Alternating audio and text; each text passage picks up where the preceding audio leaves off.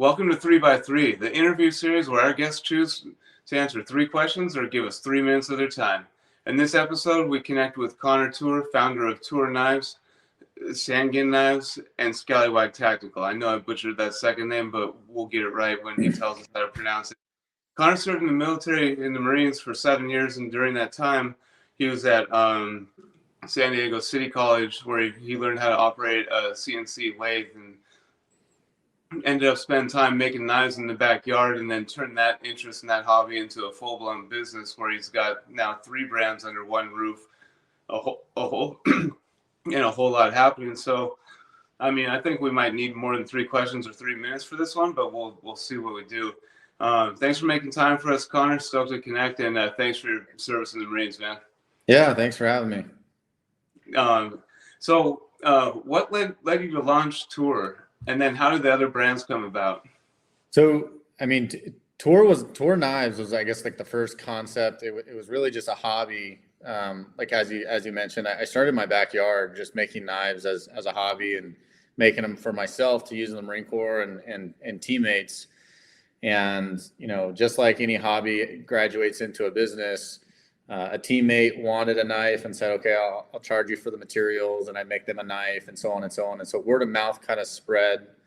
And, you know, I was making a little bit of money doing custom knives on the weekend. And it wasn't really until 2020 when I got out of the Marine Corps after my last deployment and decided, like, hey, I want to build a business, a real business outside of just like a hobby level business. And so we built Toor Knives, and we built a manufacturing facility here in San Diego. And then, you know, from there we grew the business, and that led us into other conversations about inorganic growth, where we started looking to acquire other brands, maybe non-competing brands, but other brands that kind of fit in the same customer demographic. Okay. And at least a couple of questions. I mean, I'm already off the 3 questions thing. We do our best though. So inside of that, I have a couple of questions for you. How do you say Sangin again? So you almost got it. It's pronounced Sangin. Sangin's yeah. a city in Afghanistan that the company was named after. Okay, cool. So it's a 2-part question then. I'm curious, like, what your first retail account was where you started to sell Toor in, and then Sangin, how did you come about bringing that into the fold? Yeah, so it's funny. Our first retail account is no longer in business with Toor, but it was a small gun shop out in Texas called Monokema Firearms. Oh. And really what we did is we built a direct-to-consumer business prior to wholesale, and that's just because we had no knowledge of wholesale and how to build a wholesale business. But we had knowledge of building e-commerce and building websites and social media marketing. And so we went direct-to-consumer for the first 3 or 4 years in this business before we even stepped foot into a dealer store. Oh, cool. And so right now today, what's your strongest channel? Do you think DTC is where it is, or is the retail, the partner, also a significant portion? Yeah, it's about 50-50. Okay. I mean, obviously higher volume to retail. We have some really, really good partners in our wholesale program. You know, we're partnered with some chain stores like Shields Sporting Goods and a couple others. We've got about 200 dealers across the country. Oh, wow. And then we've got probably maybe another 50 to 100 internationally. So I mean, it's hard to pinpoint, but direct to consumer is obviously a great business for us.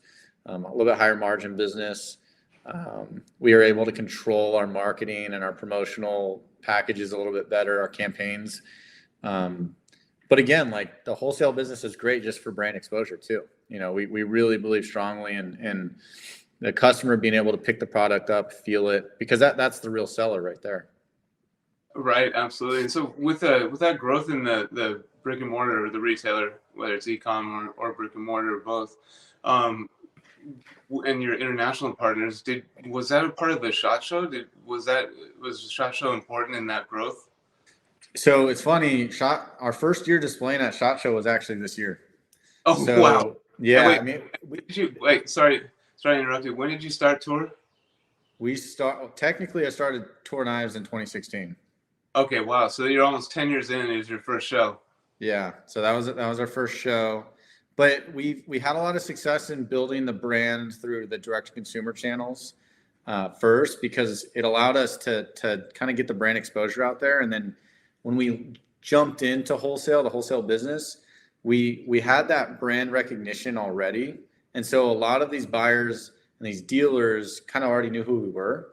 So when we were able to open up that side of the business to them, it was not as difficult as a sell. You know, for a new business, it's very challenging, right? Like trying to get shelf space as a new brand is very, very challenging. And so because we started off direct consumer and we focused on increasing our social media footprint and some of our e-commerce footprint, you know, there was a lot of brand recognition that allowed us to get in the door a little bit easier and get some shelf space at some of these dealers.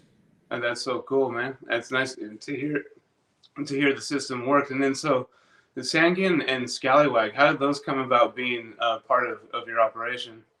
Yeah, so Sangin Knives it really started as a passion project for me to get back into the custom bladesmithing business, just because Toor Knives had graduated so much into building a factory and having all these engineers and employees, that I was starting to feel like I was losing touch with the development of the product and some of the finer finishes and finer materials on really heirloom level piece knives, something that you hand down to your kids.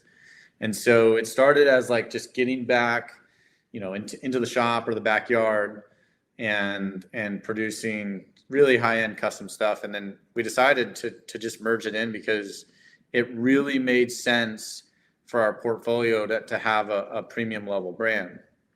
But what we were missing was kind of an entry price point brand, something that kind of a little bit less price resistance to those customers who are new to the knife industry.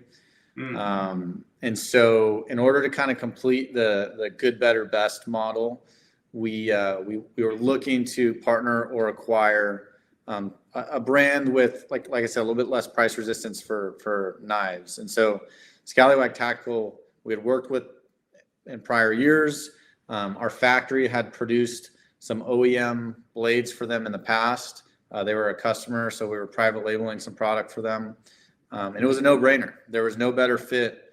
And so we brought Skallywag in as our entry level. Toor fit perfectly as our mid-level product, and Sangin as our premium. And now we've kind of got a good, better, best portfolio in the tactical space for knives. That's so cool, man. And what's the story behind the name Skallywag? That's a fun one. Is the guy a pirate or something? Yeah, I mean, if you ask him, yes. And if you meet him, yes. So the original owner, Craig Burhart, is a professional diver from the Cayman Islands. And he spent about 20 years out there diving around. He's got over 10,000 dives or something under his belt. And, he would go out and dive Bloody Bay Wall out there in the Cayman Islands. And he had a business where somehow the word or the name Skallywag was incorporated into his recreational diving business. And so when he came back to the States, he incorporated that into his next venture, which was knives, something that he knew a lot about, obviously diving all around the world. He was also a Marine, so we have that in common. And, cool. The whole pirate theme is just, it resonates well with the Toor Knives brand. We've done a lot of themed projects around, classic pirates, and our logo has got a pirate in it, and so it just really made sense. And there couldn't have been a better fit really for both brands. I mean, it's an iconic name. The name Skallywag reverberates through time like I don't know, it does, right? Yeah. And so we know, so that makes sense with your brands and the different positions that they have, like good, better, best. And I'm curious to know, like, what Toor's overall market position is, like, how it fits into the big picture right now. Yeah, I mean, it's tricky, but I like to think that we are very niche. We're a premium brand. The whole portfolio is just premium. We're not viewed as this, large, massive production company, which I like. And We're owner operated, obviously. Even the original owner of Skallywag is still very involved, but that's important, right? We're not run by this big board of directors, and it's us, and we're producing product that we're passionate about. So where we fit is, kind of in the premium space too, but we're taking a different angle towards our marketing. I hate to say this about the entire blade industry, but it's old, it's dated, it's stale, it's classic, it's catalog brands that haven't kind of promoted or graduated into the next level of marketing or branding. And so we're coming in with a little bit of that, action sports style branding, and we're applying it to the tactical and outdoor space, and it's been really successful for us. That's so cool, man. And thinking about like the way it's grown, the traditional retail partners, and starting out in the direct to consumer, you just advertised the job with Malachi, and so the question is like, why did you choose Malachi, and how did it go? How was the process of using it, and did you find somebody?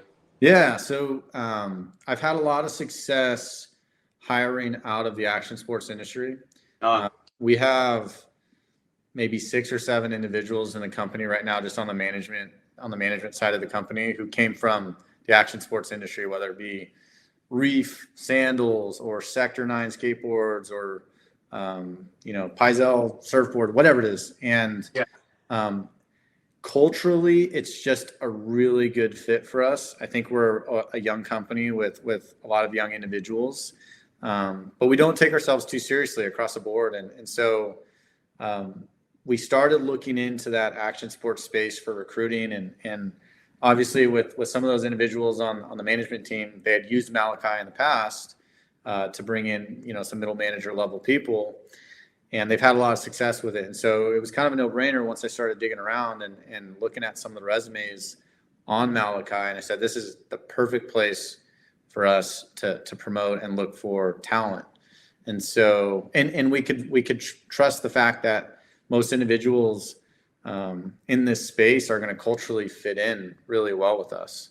Right. And so, obviously, that's something that I'm really serious about on the investment side. Is, employee turnover is always a challenge, but knowing that we have a pool of talent that we can look at in a single source network like Malachi, and a better chance of them culturally fitting in, it's a no-brainer.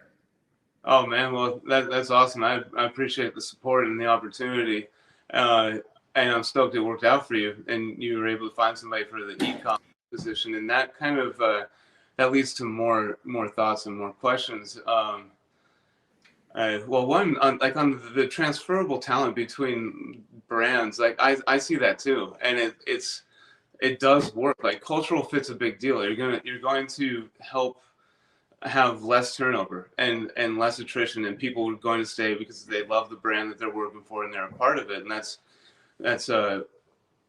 awesome. And so the person you hired is your ecom manager. I think that's what it was. So my kind of like my closing thought and question for you is, with that, I mean, that's a very important part of your business. It's a significant portion. Let's say it's half or something like that. So what's next for the stable of brands? What are you going to do? What's in the short term or midterm horizon? Like where you see them where you want to take them? That's what I'm curious about. Yeah, so we're making a big push on the Skallywag side, immediately growing it into wholesale. It's been historically just a direct to consumer business, but the whole tactical division for us is really just a continued scalable approach, just like we took with Toor Knives as an individual brand. We want to kind of take all 3 brands the same direction. And then, in the near future, we'd like to grow into the outdoor space. Awesome. Hunting, camping, those kinds of activities. So finding brands or building brands in that space is right now a very high priority for me.